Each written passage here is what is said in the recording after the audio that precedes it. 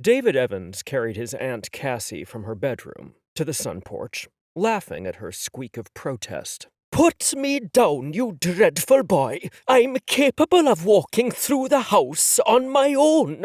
"I'm showing off for you. Stop fussing or you'll wound my masculine pride." He settled her on the chaise, angling it for a perfect view of her beloved garden. The morning sun was flooding the room with the crisp light of almost summer. From a big cage in the corner, her zebra finches beeped in cheerful counterpoint to the lazy buzz of bees in the hollyhocks outside the window screens. "And you know how I love to pamper you."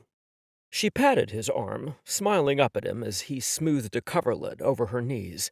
"You look very handsome this morning, Davy."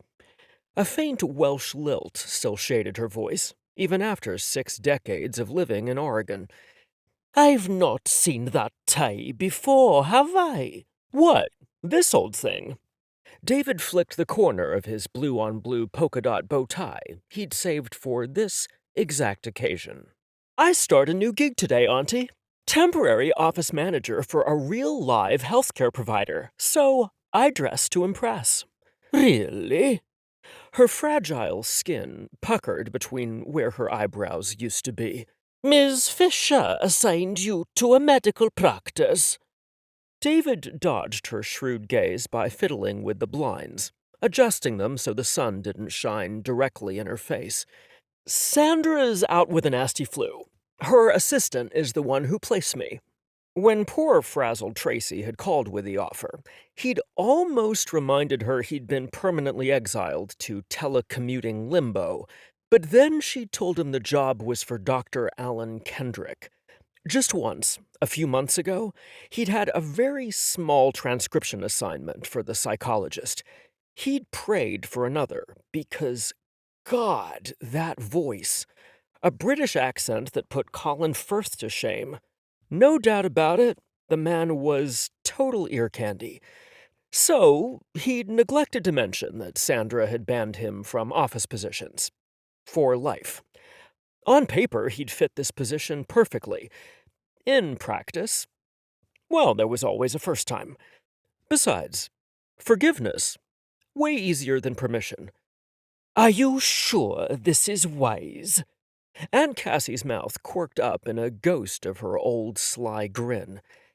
"The last time you caused a riot in a dentist's office." "I did not cause the riot." He propped her cane within easy reach and dropped a kiss on her rainbow headscarf. "I was merely present when it occurred, and clearly those men were either unbalanced or laboring under the severe stress of looming root canals." He nudged her hip gently with his knee and sat beside her, his arm around her thin shoulders. "It's the ideal job. Swing shift, 2 until 10, so I can still handle my billing and transcription assignments in the morning. Plus, it's indefinite, maybe permanent." Tracy hinted that the regular office manager might not return from maternity leave.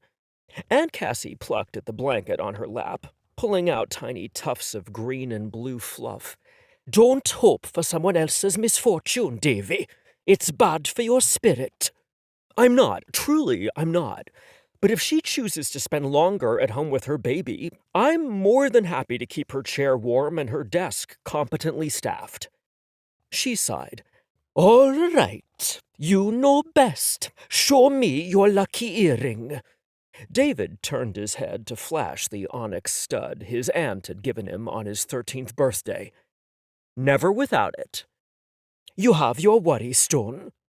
He pulled the purple quartz oval out of his blazer pocket, thumbing the shallow dip in its top face, the familiar shape smooth and cool in his hand. "Always. Now." He stood up, brushing green fuzz off his gray trousers. "I won't be home until 11, but I'll have my cell phone with me every minute. Lorraine should be here any second to sit with you until Peggy brings your dinner at 6. But if you need me, you call. Understood?" "Pooh!" She scrunched her face in a near pout. "I don't need a babysitter." He picked up her pill bottle, just as full as it was yesterday.